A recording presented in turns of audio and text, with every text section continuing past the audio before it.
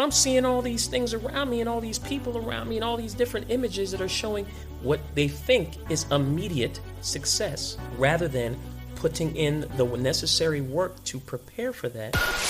Welcome. What up? To the Habits of the Few. What we got for them? Where we discuss habits, rituals, and mindset tactics that you can use to reach your version of success. Yeah. And now, here's your host, Mo Nabolsi.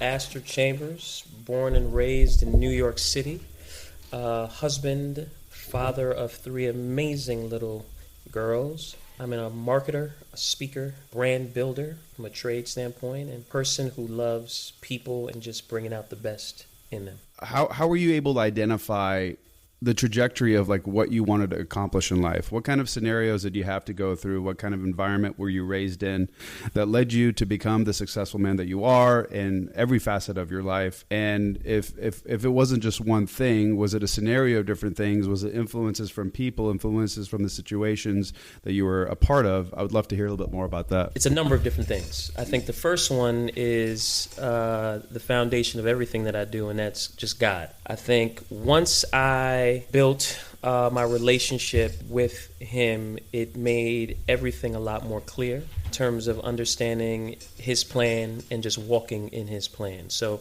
that will come up a lot in our conversations, but that's the starting. I think the second piece is my parents. So I am first generation American, born and raised in New York, as I mentioned earlier, but my parents came from Jamaica. So my parents came from Jamaica together. They just got married and came in like the early 70s and moved to New York to have a better life, right? You hear about America, all these different opportunities.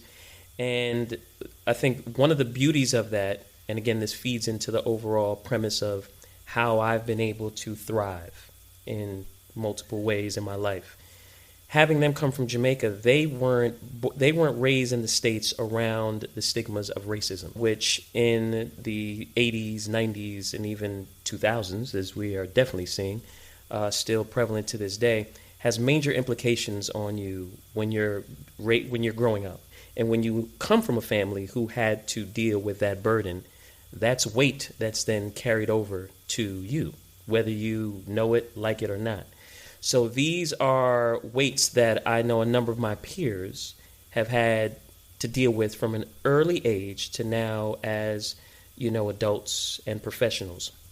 Where for me, I was in a household that didn't have that, which means I never was brought up with thinking that I was less than because of how my grandparents were treated or my parents were treated and their great-grandparents, which already starts you off at a less than starting line, right? Because you're already thinking less than yourself because of everything that your family had to go through. So they came here with an understanding like they work really hard for what it is they want and what they can do, and they put in the work, and if you put in the work, you get the results. And if you're a kind, good person, things will happen. Never thought of you're going to be judged by the color of your skin, so you need to be prepared for that and whatever. Now, me saying this does not mean that I did not witness and have to deal with these things. However, I did not have those programmings in my head when going into things. So I, too, walked around and felt as if I was just as good as everybody else, not looking down upon anybody who didn't look like me. Do you think that helped you or made it worse? I absolutely think it helped me because having that thought and that fear and just that notion, you're already going into something because you have a history of seeing it being done to others. So you now will think, well, damn, this needs to happen to me too. So now I need to prove myself, or I need to be aware of all these things. Now, again, not to say that I did not witness heavy levels of racism. And we'll definitely see how some of those in systematic oppression, all that I've had to deal with. But there was something interesting about having parents who did not have to deal with that and didn't have that heavy burden, anger, to feed into everything that they were telling me and building within me. So that's the next key thing. I think the other one was that growing up in New York City, I grew up around a number of different types of amazing people. Upper West Side of Manhattan, where literally in an apartment building, so I don't have any siblings. So the people that were in my building were like my siblings, the other kids who lived on the 10th floor, the 14th floor, the 16th floor. And they came from all different backgrounds. One was Jewish, one was Greek, one was African. And so with that, my gumbo, or my, at that point, was instilled in me at a very young age, right? It was never about just associating with one or just having to be around one or just knowing one. It was always one of embracing this diverse thought and look of people. Like, that's what was normal for me. So to go somewhere and see just whether it was all white people or all black people, like, that's not what I was brought up in. So it provided me with a lot of different dimensions of context of different type of people. Like, I was exposed to bar mitzvahs and Hanukkah and Greek food and African, like all these different things at a very early age. So I think that is another lever that was unlocked early in me to be able to see with a very broad perspective. I think the next piece that then helped add on to that was high school. I went to Fame High School. I don't know if you ever saw the show Fame. It was a huge show back in the day. Sounds familiar. Yeah, so it was a talent high school, an arts high school, where you had dance, drama, instrumental, vocal, and art. I went to this school. So the TV show, it was on TV, and I went to, it was LaGuardia High School of the Performing Arts, right across the street from Lincoln Center. And so it was a specialized public school. And why I say that is because usually public schools you don't need to take a test for, but there were 3 specialized academic schools in New York, and then there was the one art school. So with the art school, you had to take a test or audition to get in for your respective art. So it's also a scenario where kids came from all over the city. So it wasn't just kids in that area. So I went to high school with kids from Brooklyn, kids from Queens, kids from the Bronx, kids from Staten Island, kids from Manhattan, where I'm from, kids from Harlem, all over that came to this high school. So now that's another level of exposure and diversity that was on 1,000%.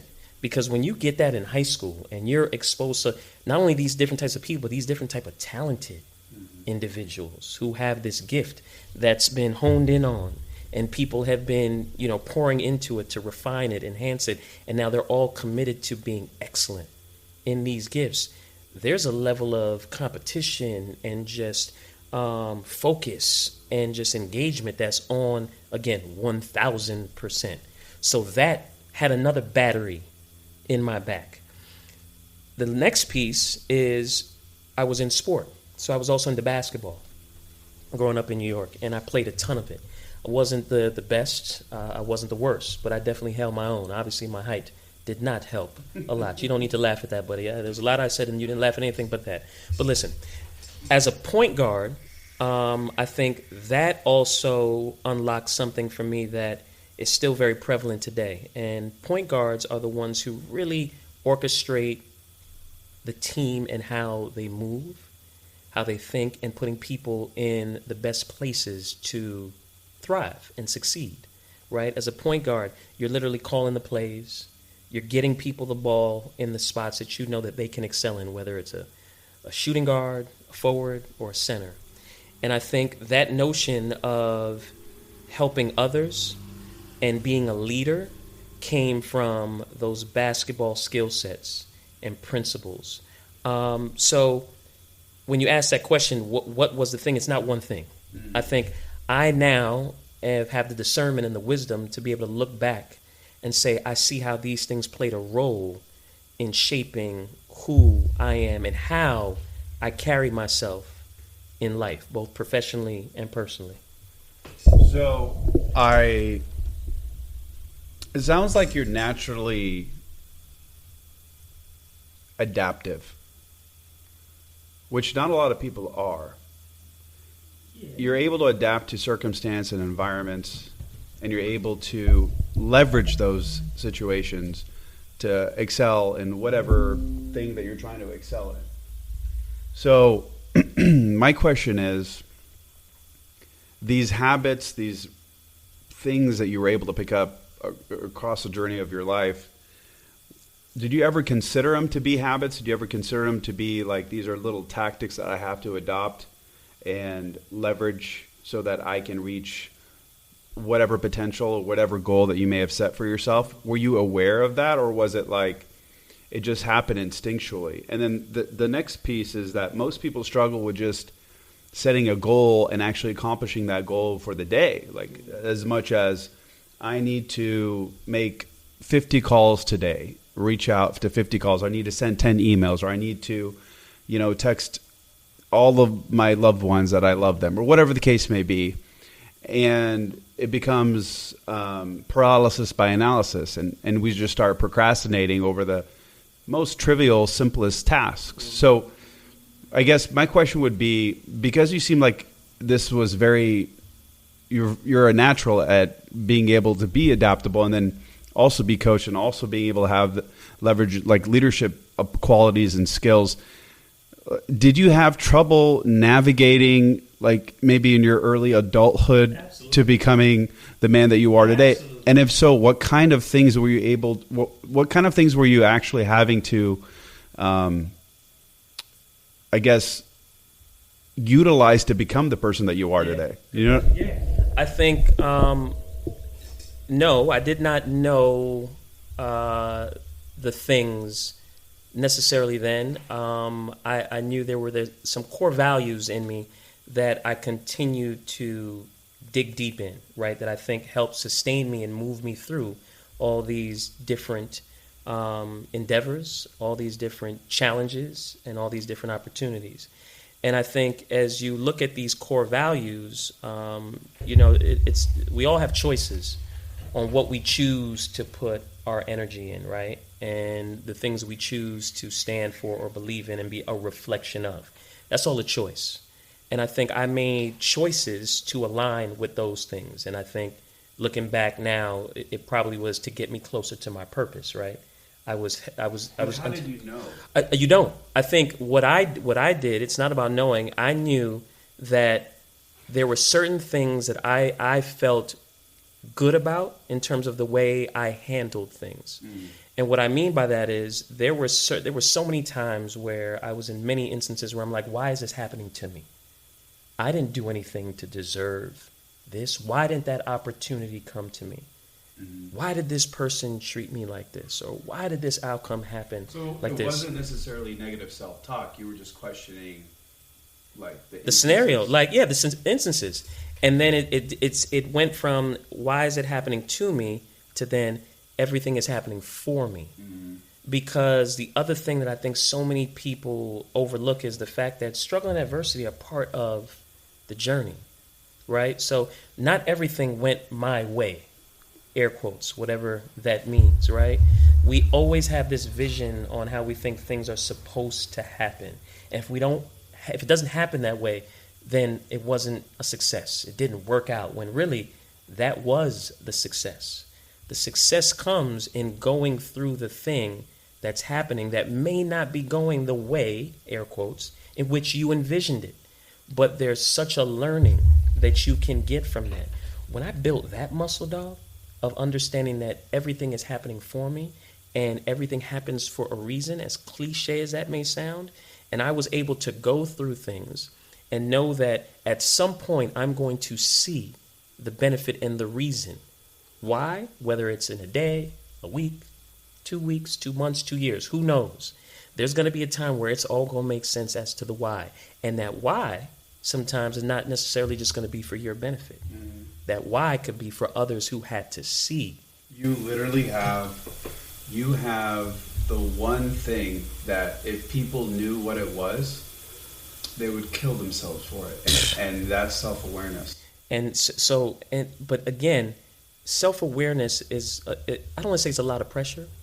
I think my self-awareness comes from I'm a child of God who's guiding my steps. Right. So that helps to alleviate a lot of the burden and the worry and the pressures, because I know who's carrying me. Right. I know who's guiding me through. I know that all I am is a vessel to build his kingdom. But you're not going through it blindly. See, no. I've been around all kinds of churches and religions and whatnot, right? But I can tell you one thing. Most people go through life literally just navigating blindly, not understanding why the things that are happening that they're happening. Right. And it's that blind optimism that leads them down major destruction 1,000%. Because they're not doing the work. There's 1,000%. There's you still have to do the work. And by no means am I saying that no work is done and I just, I don't want to say let go, let God, because that is what I do. But to the literal sense of literally not doing anything and thinking everything's going to come to you, that is not it. Right. It is you literally, no matter what, you're taking a step every day.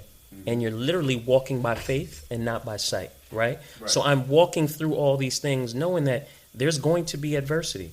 There's going to be challenges. And that's okay. The welcoming of these things is another element and another level that I rose to once I started to welcome adversity and struggle and knowing that it didn't define me. It's only refining me. That was another unlock. Because so often people, they want to avoid the challenges. They want to avoid the adversity. They want to avoid the struggles, right? Because I think we're also in a society that doesn't necessarily show that part of the journey. Right. We just see the end goal of somebody's popping bottles, great job, money, cars, clothes, all these things, great jewelry, watches, but they don't see the journey, which the journey is the real peace. That's the peace. And so I'd like to share more about the journey, the ups and downs, the trials that I embrace. I embraced. Some I didn't in the early stages, right? I had to go through many of them, not with this mindset. And I kept thinking, why is the to me, not for me? And I evolved into the for me. So now it's about how do I give this story, give this info to people to take this way earlier than when I got it. Because at the end of the day, everything literally happens for a reason. And you're going to make it through. What that make it through looks like is different for everyone in every situation. However, you're going to make it through. Now, the hope is you take your learnings from it and you find out how you can evolve. What are the things you can do differently or not? Because all that is a choice. We all have choices.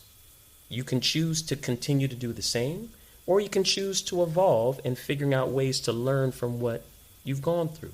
And again, these are some simple principles, but it's some of the simple things that need to be reinstated and rethought and go back to consistently, because if you don't have your foundation, then what are you building your house on? I think I honestly think that our society today overanalyzes everything and overcomplicates it. I think if you take even the most basic fundamentals, let's look at basketball since you know very much about it. Pardon me for messing up on some verbiage, but you can't just go, even if you had all the talent in the world, go and expect to be the next Michael Jordan without learning the basics. Boom. And the fundamentals and being able to figure out step by step what you need to do, right? Boom. Whatever the fundamental may be. Maybe it's dribbling a ball, maybe it's sprinting, whatever, right? And so, which takes me back to today's society, because everybody gives crap to the millennials, even though the millennials are a prime result, or they're a prime result based on their fathers and their mothers, right? So they were the ones that raised them, and now they're in this environment, and they think that they lack grit, they think that they lack tenacity, and that may be so, and it could be the sense that it's not really subject to millennials. I think it's more on the lines of they're too comfortable, and because they're comfortable, because maybe their parents did better than the parents before them, and they were able to provide a good life for them, stable, whatever. I'm not necessarily speaking of wealth, but they're comfortable. They don't have to worry about, oh, my mom can't afford the mortgage this month, and where am I going to get $5 to go buy a sandwich with my friends, whatever the case may be, right? And because of that comfort, what happens is they become sedentary. And because they become sedentary, they end up living at home for a lot longer. They start taking things for granted. They don't necessarily know where they're heading. They go to school, they get a degree, and then they realize that they're not even using the degree. Or they go for a degree and they spend an extra 2 years because they didn't like the thing that they wanted to do in the first place. And don't get me started on the educational system, because that's something that's going to drive me nuts. But the fact of the matter is that, okay, so does it start? Because even though you come, now the most successful people I've ever known are immigrants. Yeah. And would you say that, I guess, learning through learning through just how your parents were raised, and how your parents raised you. Yeah. Did that have a lot to do with just a natural, like, I gotta go get it attitude versus, hey, I'm just gonna sit back? Because I'll tell you what, if I didn't work when I was a kid, I got the belt. Yeah, I got yelled at, I got this, that, or the other. Absolutely. Get your ass out of here and go work. Absolutely. I think it's the example and the principles that are instilled early that, once again, you have to choose to implement. Right. You have to choose to embrace, right? Everybody has a choice. So why do people choose to do the easiest thing? Because we are now, and I'm not picking on millennials, but I'm just going on the scenario that you brought up. Yeah. Because we are now in a society of what I call content overload, and having access. We're in an access overload time frame, meaning people can see, touch, and do things in the blink of an eye. So we've come from an era of what I call the cooking in the oven. You know, I love to cook. You've had some of my food before. Where when you cook in an oven, it's all about the prep. It's all about the slow cooking, letting something marinate, sit, go through the process, taking it out, sitting it out, letting it settle, then cutting, preparing, and dishing. Yeah. That's the era we came up in, right? Where it was a process. There were stages. There were steps. We are now in an era of the microwave. People want to take something out, throw it in the microwave, 3 minutes, nuke it, comes out, and it's supposed to be amazing.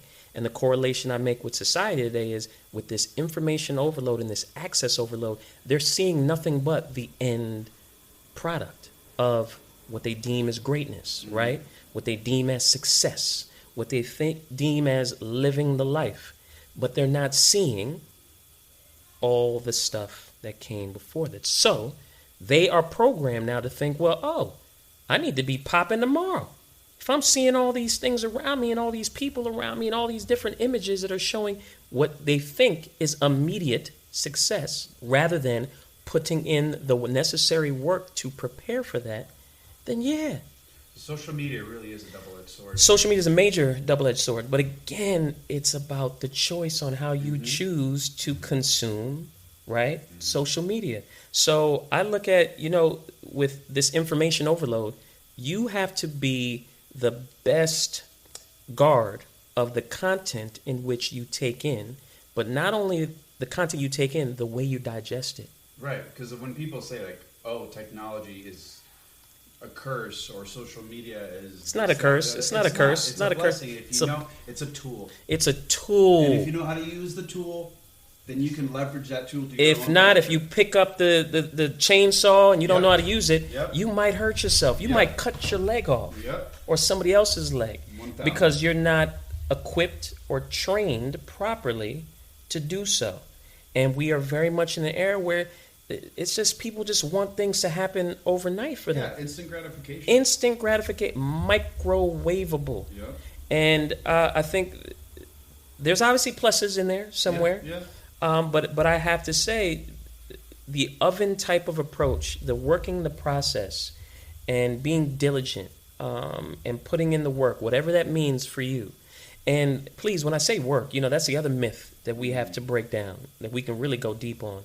We are so programmed. We are so programmed to think that busy, air quotes, busy is success or what you should be doing. Production, right? Yeah. Busy is production. Yeah. When really, the state of being that's production, because it encompasses a world of multiple things, like taking a step back and resting, sitting down for a minute, whether you're not doing anything, quote unquote, and just being, getting more in tune with you, the things you really are into, or whatever. That's the state of being. So not the state of busy. We are definitely a world of state of busy. You need to be busy, and if somebody's looking at you to say, oh, they're productive. Yeah. Where the state of being, it's a stigma, man. It's a nasty stigma. When I'm on fire and I'm completely in the zone, I'm more productive in 3 hours than I am in 11. Boom. And it's just finding that happy medium. It's understanding like how you work. It's like then you're just losing focus. You're wasting time. There's so many great analogies, and here's one that sticks deep with you, I'm sure. Working out. people think the longer you work out, the more productive you are. Where I know you will attest that the shorter period of time and the more productive you are in that period of time, the better. So it's about choosing wisely how you spend your time. But it doesn't mean you have to be busy all of the time. The state of being just calm and at peace and quiet for a moment actually also helps you to be that much better when you are in your busy time. Right. You need that to be your best self. Right. You can't just be busy all the time. I think you're operating at the most optimal level. Let's use some logistics here. So, given the circumstance that a lot of people are still working from home. Yep. Okay, you're a consultant, so you're able to kind of work from everywhere. What are some of the logistics, like some day in the life things that we can do that help you stay on track? Whether it be, a calendar, whatever it is. Yeah. Like what are the things that you do? Like you're on it constantly, and you're making sure that you're not wasting time, and you're on ready for those calls. So I think there are a couple things, and this translates, I think, also into business principles. In everything you have to look at what are the non-negotiables. Yeah. Meaning, what are the things that no matter what, that's a non-negotiable in terms of it, that can't come off the table. Mm-hmm. That's a must. Mm-hmm. I have a couple of musts that help me to be the most productive me, which then can help be the most productive for those who I encounter, both personally and professionally. So one of the non-negotiables, I need to have my time with the Word. I need to wake up in the morning, read my scriptures to get me reinforced and my armor for the day. Would you consider that? So prayer can also mean meditation? Yeah, absolutely. Absolutely. For people to just get that center of peace within them. My recommendation, how I start the day with that, out the gate. I then get my literal word of the day, like the spiritual word of the day and the things to get after. Like today I think was inner peace, which is so appropriate, right? Like what is your inner peace? And so starting with that's one non-negotiable. Like if anything jeopardizes or infringes on me being able to do that, then I already know off the top, this is not something I should be doing. Before you continue, let's talk about that real quick. Just kind of pivot. I think a lot of people underestimate, nor do they not realize the power of the brain. And the fact it's the strongest muscle we have. 1,000. So most people don't realize that they just wake up, they have their coffee, they do their thing, and they think they're just going to blow right past it. This needs to be trained. The brain needs to be trained, and whether it be through faith and prayer, whether it be through journal, meditation, you got to take time for yourself to help reset and then set your body for the day. Another great example that has a correlation to what you do a ton, and what we're very passionate about, is working out. Yep. You would never just jump into a workout without doing what? 1,000. Stretching, bro. Warming up. Loosen your joints. Loosen your joints. You're not just jumping right into a workout, or better yet, an athlete. You're gonna pull something and hurt yourself really badly. And the older you get, the quicker and more often that will happen. This is also a good... Boom. Because that part. The older that you get from a mental standpoint... There you go. The more implications. And you're going to have to climb a steeper, higher mountain because the principles and the foundation are not there. Especially if you've never had them before. It's like, they all say, when a toddler... before the age of 7 or something, you're able to absorb a tremendous amount of information. It gets significantly harder year by year. So if you're in your mid-30s, 40s, 50s, it's like going against the grain. You have to work that muscle. Yep. Not to say it can't happen. Not to say it can't happen. But for those in your audience who are listening, who are younger, quote unquote, air quotes, the earlier they can implement that and understand these things that are going to help them to operate at their highest level, whatever that means for their respective selves.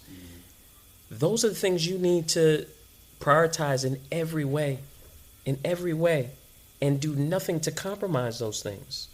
And if anything infringes on compromising those things, you need to look at what that thing is that you're doing, because you know it's taking away from you being your best self. whatever that means. So I know for me, that is the thing I must do. I also know for me that I have to get some sort of physical workout of some sort. So that would be number 2? What would be number 2? In order. Yeah, I guess that would be number 2. And knowing, it doesn't have to be literal in terms of that's the second thing I need to do. Yeah. But knowing that that's at some point happening within my day. Because that already gets my mind ready to know that I'm going to invest in my physical and my mental. Because now, here's another evolution. At a younger age, workouts were all about the physical. And as I've grown older, I now find that it's even better for me mentally. Because my mind is now operating at a higher level. The thoughts that I get when I'm on a run or when I'm working out, like sometimes I got to stop to put the notes in my phone because it's just something is happening that's triggering this type of creative thinking that's no holds barred, that's just so free, so fresh, so powerful. Releasing those endorphins. Those endorphins are running. So as long as I know that that's going to happen at some point in the day, I'm good. That's definitely my meditation as well. Yeah. Yeah, and then, again, as a father, just waking up to see the littles and my wife and making sure that they are going to be set to have an amazing day. Like setting everyone up to be able to leave the home when we were able to leave the home every day. Prepared, fully equipped, and not forgetting how great they are. Those are the non-negotiables. Non-negotiables. For sure. What is an example that you do with your children to get their frame of mind optimized for being legendary? Use your word. Legendary. Reminding them to be unapologetically themselves. And that comes in a number of different instances, right? I've had to tell them and teach them and even show them, hopefully, by my own walk, especially living here, where we are truly the minority in a number of ways, but being comfortable with being different, right? There's a comfort you need to have because it's so easy to assimilate to a mass. So easy, right? There's a great deal of comfort in that. But when you get comfortable with being uncomfortable and being your true self and embracing your difference, that's a magic, a superpower. But not only is it a superpower, it's really the best thing to do for society. Because if we are not all our authentic, true selves, you're not only doing yourself a disservice, you're doing everyone that comes in contact with you a disservice. Because they're not getting the true greatness that you have to offer. The cool thing about that is that being comfortable with being uncomfortable, that bleeds into other areas of your life. Everything. At work. Everything. Relationships. everything. Yeah. Man, I tell you. How you live, how man, you carry yourself. I've had times, and I've worked at a number of great companies and will still do. And I'll never forget there was this one time where I had a senior VP who was my boss. And, in the industries I've worked in, it could be very volatile in terms of, you got to be quick to think on how to change, how to shift, but you also have to be very set on driving what it is you want to move and what the initiative is and what the proposition is and what are we trying to achieve. So you have different environments where people are just constantly running around like a chicken with their head cut off, and they're just running from point A to point B and just trying to figure things out. And I never forget, it pulled me up one day and said, you know what, there's this thing that's very different with you, where you always seem to be at peace and even keel with things. And so there were two things that I thought of when he said that. I said, well, yeah, as a leader, and again, remember where this is coming from, a VP, I'm like, yeah, as a leader, you want to show a sense of calm and knowing that regardless of what's happening, we're going to get through this. Now, what the get through this looks like, who knows? But again, you have to have a sense of calm because you're also an example and a reflection to all those that work beneath or alongside of you. So now, if I'm going crazy, what do you think everybody else might do? They might go crazy. So there's an example that you want to set. The other thing is, like I mentioned to him, I said, look, I have a sense, there's a piece within me that I hold very dear to my heart. That's one of the things I value most, is my center of peace. So no, I'm not going to allow things to jeopardize that. And I'm going to maintain a level of calm, because I also know that I operate at the most optimal level when I'm there, which then bleeds into other people operating at a very optimal level, because you're pouring into people whether you're speaking to them or not. So if I'm running around with a chicken with their head cut off as well, that's probably going to be an example that somebody else is going to look to emulate. And remember, I'm saying this to a VP who's asking me this question. But in a way, it was a little condescending, because then he tried to say, well, some people might think that you're just not doing the work. I said, well, that's a hell of a perception, because obviously that's not the case. I have a body of work to show differently. I wouldn't be in 90% of the seats that I've been in if that was the case. But that also leads into another thing about, little cliches where people say, but perception is reality. Yeah. That's... No, dog, they never finish it. Yeah. Perception is reality to the uninformed. When you have context, that perception gets minimized if you have the information of what something really is. So perception is not reality.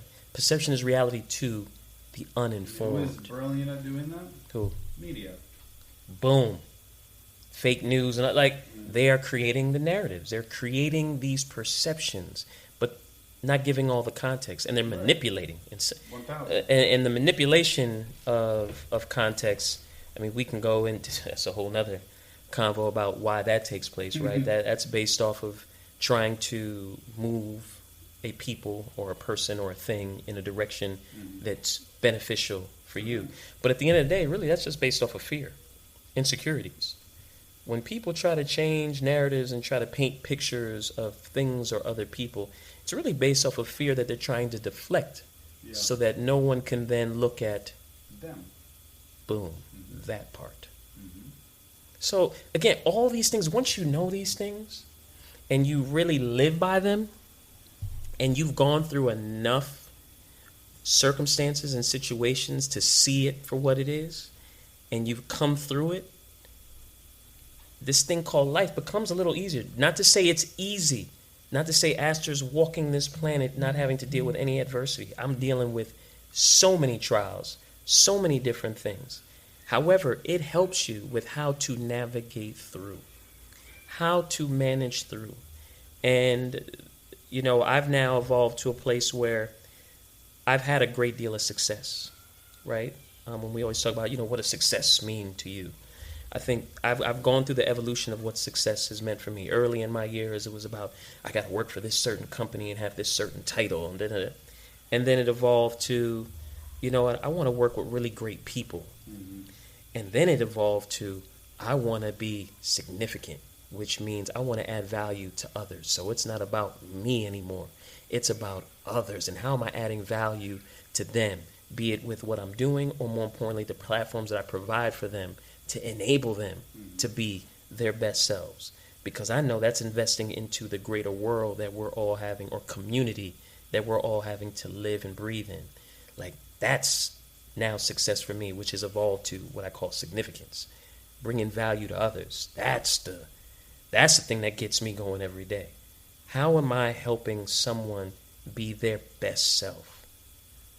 That's the thing that wakes me up every morning. What am I doing to help unlock greatness in somebody else? And even that I had to learn. I left my job at Nike for 14 years because our oldest daughter sings and acts and had an opportunity to be on Broadway. The old thought of success would have had Astor say, oh, well, no, I'm an executive here. I'm moving up. I've got stock options. We're good. We're living the life. Sorry, we can't do that. You can't go to New York, baby, and do Broadway. I mean, I'm not leaving my job. We're not leaving our home here. The evolution was, wait a minute.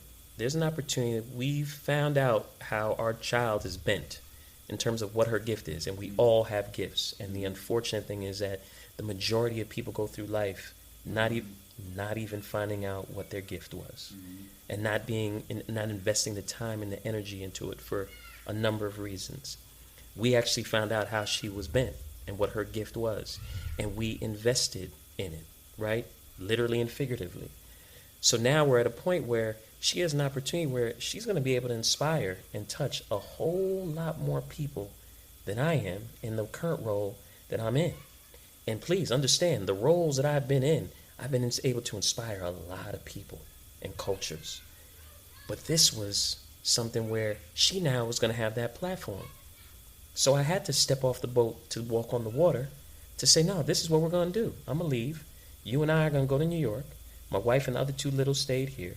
Literally slept in the same home that I grew up in New York, Upper West Side of Manhattan. Slept in the same little twin bed. My daughter slept with my mom every night, so she's sleeping with grandma, and they're building this relationship that you will never be able to break that bond. And my daughter, our daughter, is singing on Broadway every night to the tune of people coming out the theater and crying. Like, your daughter made me cry. She inspired me. I said, the job has been done then. Because that's the goal.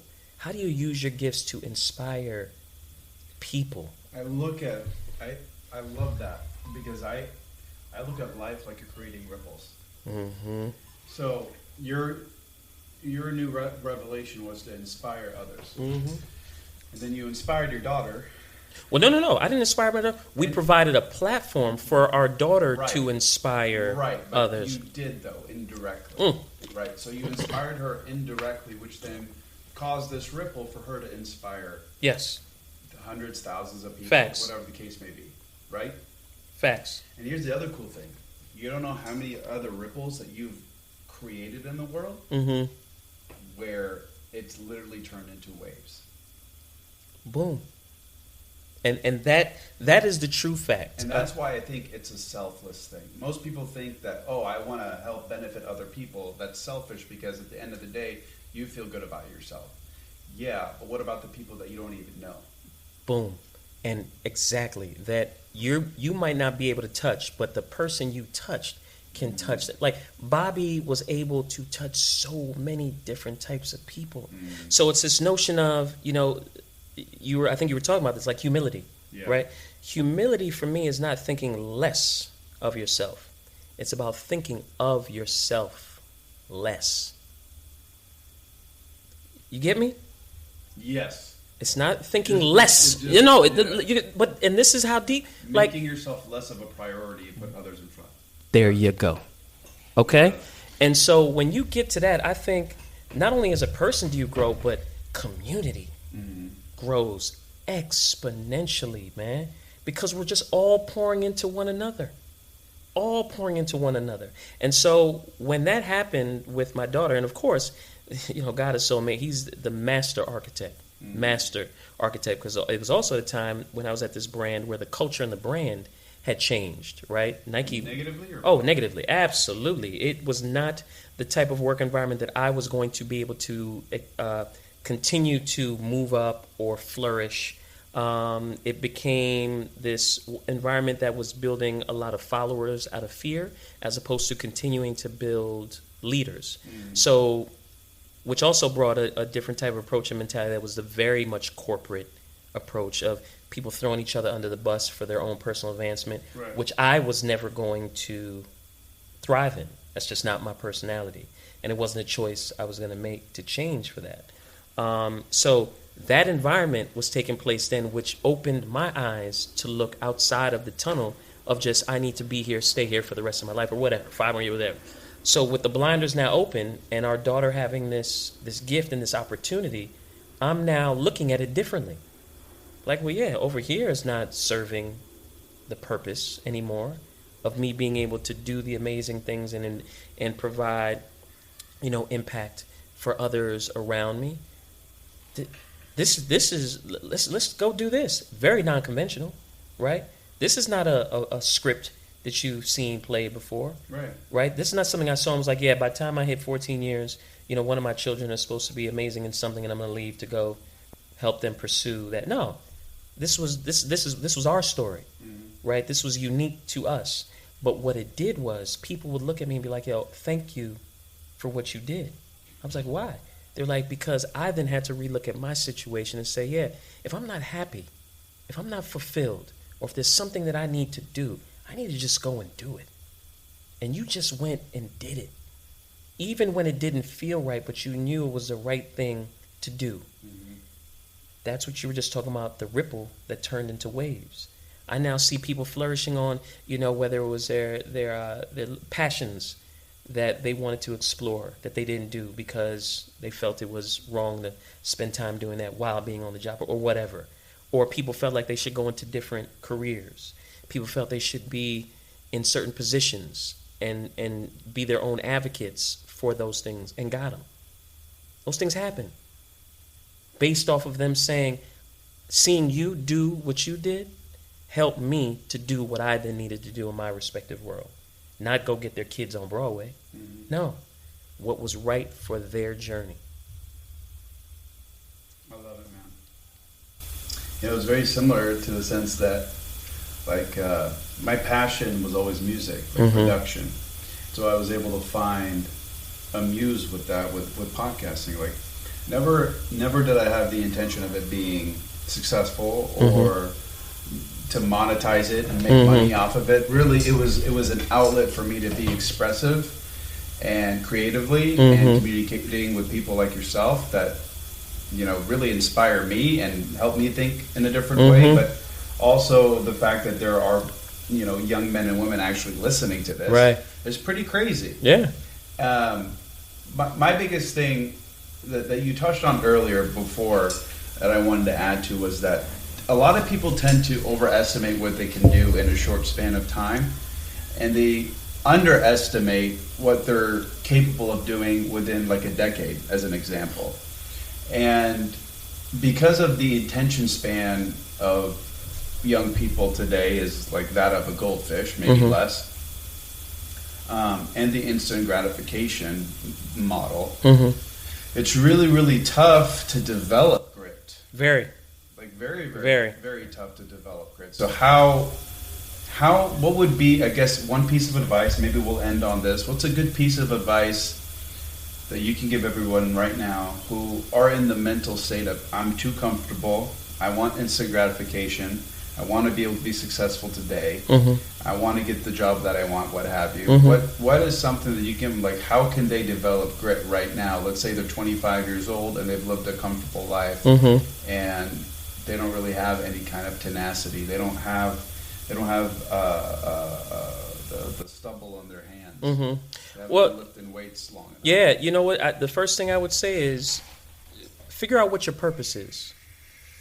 I think really get in tune with who and what you are and figure out what your purpose is, because I think your purpose, once you find that is going to invigorate an essence inside of you. What's your definition of purpose? Because most people can think of purpose to be the thing that I want to do with my life, my aspiration, is my goal. What is purpose? I think it's a little bit of that. Okay. And what impact do you want to have? What if their impact is just wanting to make money? That if that's what they feel. Do you find that to be purposeful? I think it depends. That's a great question. I think it depends on, okay, make money and then what? Yeah. Make money. Cool. But then what? What is that doing? Right? What's the thing that it's doing? What's the thing that this is going to promote? And I guess I'm very biased because for me, I'm looking at tapping into people's purposes to help define how we make for a better community for all. Yeah. And maybe that's just my optimism that it's a key principle. I'm with you. Right? You'll probably agree with the fact that once you make money or once you hit your financial goal, it's never enough, by the way. It's never enough. Never enough. And you still feel exactly the same. Empty. Completely. Empty. So if you don't have purpose, you need to find it. You need to find it. You need to find it. And I think doing the work to find and figure out your purpose in your state of complacency, because that was a question, right? If they're just complacent, it means you have a lot of time on your hands. Yep. So being that you have a lot of time on your hands, you need to invest it in the most important thing ever. And it's not a great stock like Apple or something like that. It's investing in you. Do the deep dive to figure out what is it that I am really passionate about. What is it that motivates and inspires me? What is it that upsets me that I'd love to change? What are those things? I can't answer that question for every person. Everybody has a different one. But I think the more people can get in tune with doing that work and figuring out their purpose, you have to, I know that then turns on a different battery in your back. I also think that they're incredibly lucky because even 15, hell, maybe even 10 years ago, yeah, you couldn't turn your passion really into a business. Man, listen, we are in the era of there is no excuses, man. None. There are kids making money off some of the wildest things that I never would have thought. And I give you one great example, which I love, but I sat in many meetings and this conversation came up. I love the resale market in footwear, right? Now, again, I've cut my teeth in this industry and I've worked for Nike, Adidas, and Billionaire Boys Club and Ice Cream, all these things that have been played huge roles in shaping this footwear industry and culture. And at the peak of when the resellers and now your consignment spots have come into play, it was a huge conversation in meetings, right? How essentially companies were saying we're leaving all this money on the table. If we're selling some for $200, but these places or these people are able to sell it for $300, why can't we sell it for $300? Because that's not what you should do. But that's a whole other thing.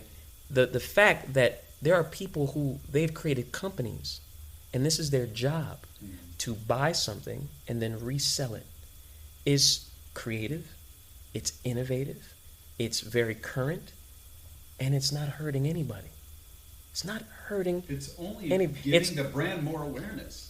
And more currency and value. Yeah. Right? Real value. Because, well, the company's not seeing that. However, that adds into the social currency that if I bought something for $200, which eventually, yes, you can't show, there's no equation to show that. Right. However, I agree with you 120%. But the fact that you have people who, and kids, man, which I love, that have now come into this and this is their job. This is what they're doing, which, how could you be mad at that? If they're doing something that they're passionate about, something that they already were doing, like they love footwear, they love the industry.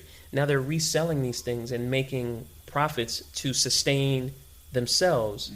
That's a beautiful thing. So it goes back to your question or your comment about, this is an era where you can do anything. And really, in today's environment, where we're coming out of this pandemic, we know history has shown out of any depression, any other pandemic of sorts, that is when innovation and technology advancements and all these new ideas and creative thinkings come to life.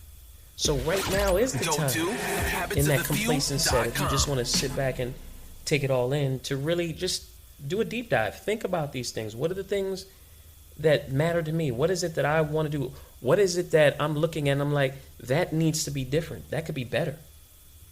And tap into your purpose. Everybody's purpose, again, is different. You've got to do your own work to figure that out. But I think when you're in that state, that's what you need to tap into. Figuring out what your purpose is. What are you here for?